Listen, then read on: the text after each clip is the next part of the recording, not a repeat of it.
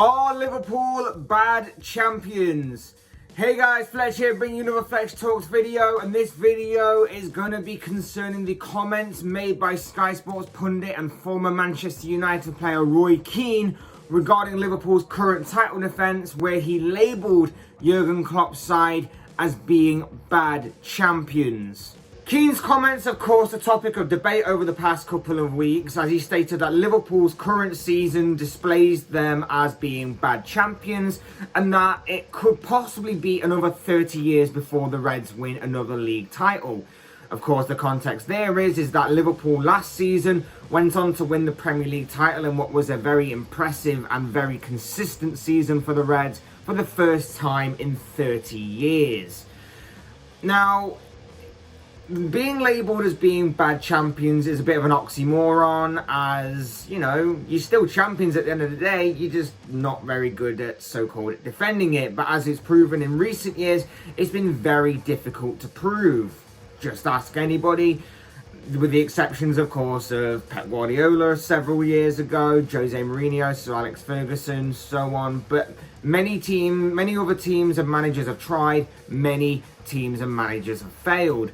Being labelled as bad champions, like I say, is a bit of an oxymoron. You ask any fan of any team from mid-table in the Premier League to League Two to grassroots level, or whatever you want to call it, non-league football, any fan of them kind of teams, they will tell you that they would love to be in England's top tier division. They would love to be challenging the big teams of that division. They would love to be challenging for the big titles and big trophies, and of course Premier League title goes hand in hand with that. They would love to have seen their side one day become champions of England.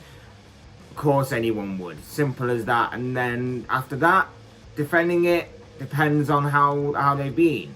For Liverpool though, it's slightly different, because the media seem to have labelled this team as being one of the best teams in England. That, I think, is definite, that they are one of the best teams that England and Premier League football has ever seen. Not the best, one of the best, but the media kind of fueled that into being something a lot more than what it was, over-exaggerated it, and now many rival fans are jumping on Liverpool when they are a little bit vulnerable because of how their season's going so far.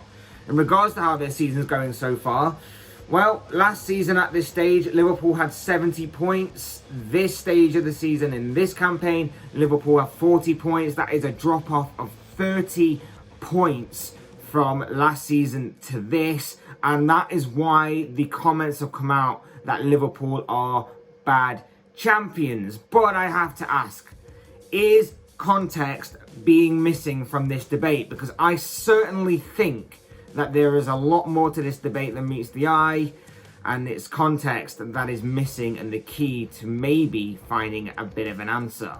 First of all, in regards to the source of these comments, they of course come from Roy Keane, a former Manchester United player, a rival of Liverpool's.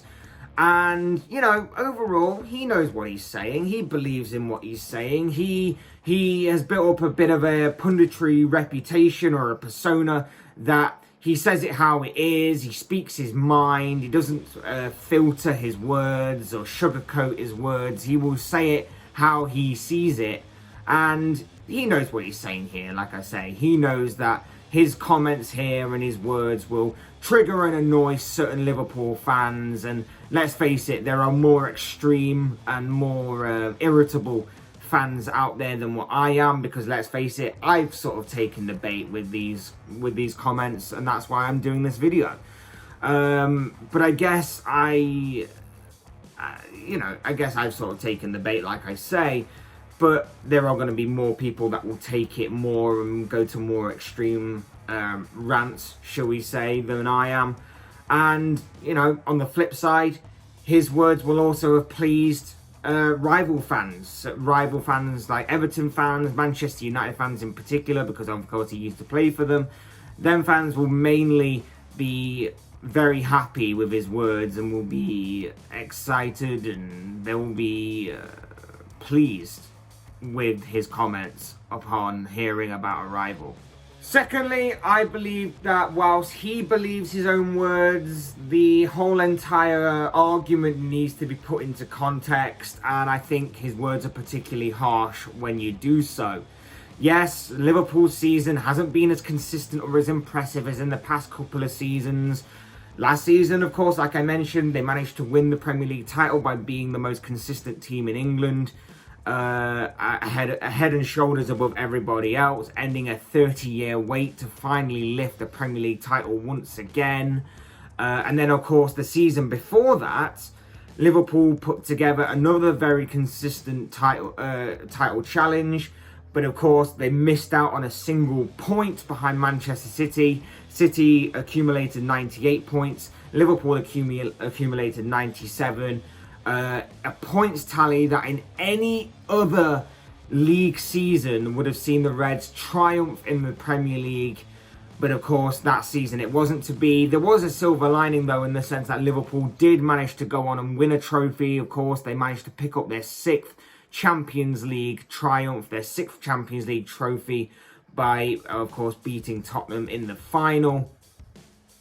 But over the past 5 years or so, there's been this rebuilding of Liverpool. There's been, ever since Klopp walked through the door at Anfield, there's been this rebuilding. There's been this planning of progression year after year, season after season. And for the past 5 years, it has definitely worked. They've taken some big steps. And I think that with a lot changing in the past 5 years, it's so easy to overlook where Liverpool started compared to where Liverpool are right now.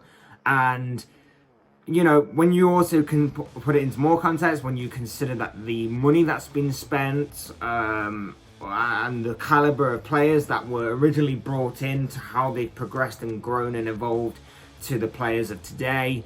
And you know, not just Liverpool here when I talk about this, but Manchester City as well, raising the bar the past couple of years, having points tallies that are phenomenal. You need a near perfect season to be able to topple one of these two teams. You know, exceeding expectations is arguably what Liverpool have done here, like matching Manchester City, bettering them last season. Exceeding those expectations needs to be put into context in the sense that it's highlighted the drop-off more, granted, but it was coming because they exceeded expectations so high the past couple of years, and how incredibly they have done so in the past compared to what they are doing now. It needs to be brought to light and it needs to be added into this debate. Thirdly, I don't really think that Keane has been entirely considerate of Liverpool's injury issues this season.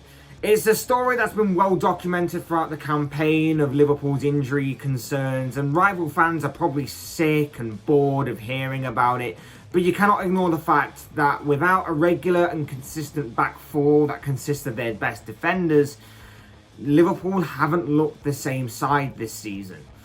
You know, the likes of Joe Gomez, Joel Matip, and of course Virgil van Dijk being injured and ruled out for the rest of this current campaign have not help Liverpool in the slightest, and it would be impossible for Liverpool to look the same side as they have done in the past couple of years without their best players in their best roles, because you can ask Manchester City the same question with their best players, you can ask Manchester United the same question with Bruno Fernandes, and other teams without their best players, they wouldn't look the same side. And it's not just injuries, of course. Liverpool have had to sacrifice in midfield with the likes of Fabinho and skipper Jordan Henderson being drawn into being makeshift centre-backs to plug the holes that the likes of Gomez and Van Dijk have left behind. So, of course, Liverpool would never look the same side as they have done in the past couple of years, because there's been so much change in terms of squad rotation and accounting for the injuries that they've received. Goalkeeper Alisson has also been in and out of the squad. That hasn't helped. You can't excuse his recent howlers and his recent mistakes and errors, but it hasn't helped that he's been in and out of the squad throughout the campaign. And I will say this, considering the injuries that Liverpool have had, to be 6th place in the table right now, 13 points off Manchester City on top, and within touching distance of top 4, I don't think that Jurgen Klopp gets enough recognition and praise for how he's had to deal with everything that's gone on this season that's been going against him. And I will say as well, last season, Manchester City lost their best defender in Aymeric Laporte for a large part of the campaign. Manchester City lost 9 games, and I guess you could say that Laporte was a big reason as to why they did so and why they weren't as dominant as they were the previous year. And that was considered to be a major reason as to why. So when Liverpool lose 3 centre-backs in rapid succession for the rest of the campaign, why is it suddenly not a good enough reason to put forth during this debate? That's all I ask on this.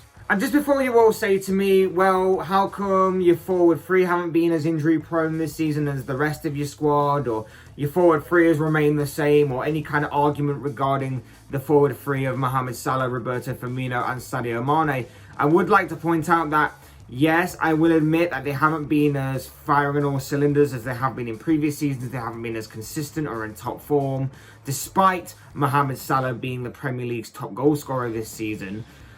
I just think that for them three, they have been a bit stale. This is more of a Liverpool problem, I admit, than anything else that's been going on.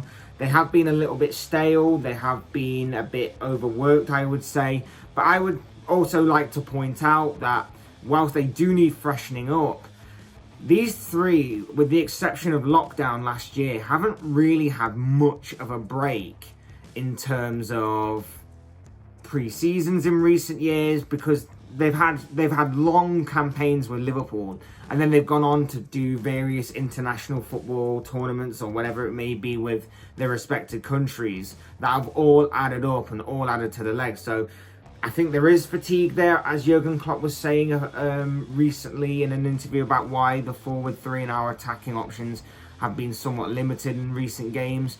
But it's a smaller issue, I would say, as regards to this than anything else. And like I say, this is more of a Liverpool issue that they need to deal with than anything going on outside of it. And lastly, to call them bad champions, to call them, you know, one of the worst defending teams, or however you want to perceive it, are we not forgetting the Blackburn Rovers title defence in the mid-90s? Are we not forgetting about Manchester United's transformation from Sir Alex Ferguson's final season where he won the title compared to David Moyes' season where United finished 7th? Are we not going to consider Chelsea's 2015-16 campaign where they finished 10th? After winning it the season before? Are we not even going to consider Leicester City's title defence, in which they had to sack their manager Claudio Ranieri because they found themselves in more of a relegation fight for a large part of that season? It's not a competition, of course it's not. I'm not being picky in that sense. I'm just saying it's worth pointing out if you're going to make these kind of claims in the statement that Roy Keane made. But hey, these are just the thoughts, comments and opinions of one guy, this guy. I want to know what you guys think. What do you make of Roy Keane's comments? What do you make of the arguments that I've put forth to put his statement into context? What do you make of Liverpool's season as a whole? What do you make of the overall Premier League season as a whole? I'd love to know your thoughts, your comments, your opinions down below in the comments section. I'm sure they will all make for interesting reading. Otherwise, hit the like button on the way out if you enjoyed the video. Subscribe if you're new or want to see more content like this. Both things will always and forever be greatly appreciated. And as always, thank you all so much for watching and listening. I've been Fletch. This has been another Fletch Talks video. And I will see and speak with you all again soon in another video.